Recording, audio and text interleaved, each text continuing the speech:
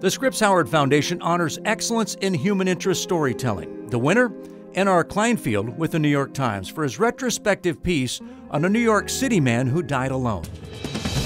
In the daily blur of humanity that is New York, millions crowd the subways and the sidewalks and pack office buildings, restaurants, and apartments. Yet amid the cacophony, people die alone. No one notices. The body lies on the floor for days or weeks. N.R. Kleinfeld, a reporter at the New York Times, was curious about these solitary deaths. What happened in this man or woman's life, one that must have touched others for it to end this way? And what became of the earthly remains, the photographs of family and friends, the cars, the clothing, the body itself?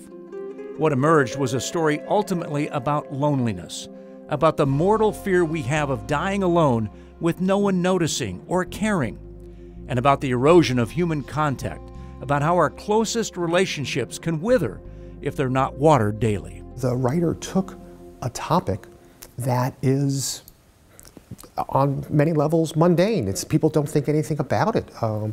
Death in a large, in New York City.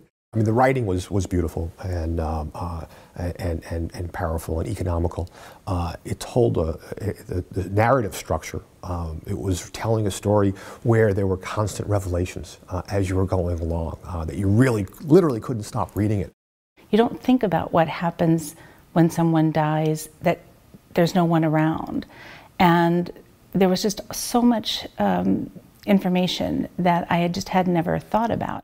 We found it really compelling writing and really craftsman-like writing. This was very emblematic of exactly what Ernie Pyle stood for. Ernie Pyle wrote about people, and he wrote about people who and their wants and their desires and their needs. The Ernie Pyle Award for Human Interest Storytelling and a $10,000 check is presented to N.R. Sonny Kleinfeld of the New York Times by Margaret Scripps Cleansing, a Scripps Howard Foundation trustee.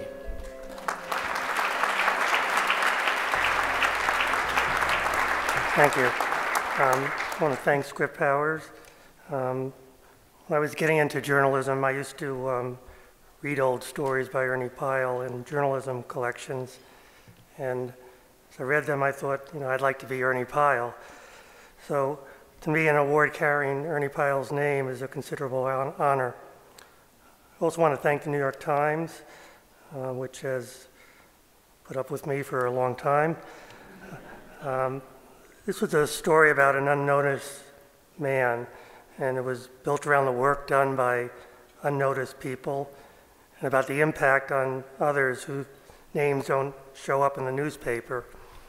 So I want to thank all these unnoticed people who allow journalists to sample their lives and who share their wisdom with us.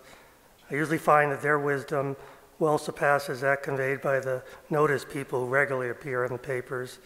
To me, these unnoticed people are really the most extraordinary. Thank you.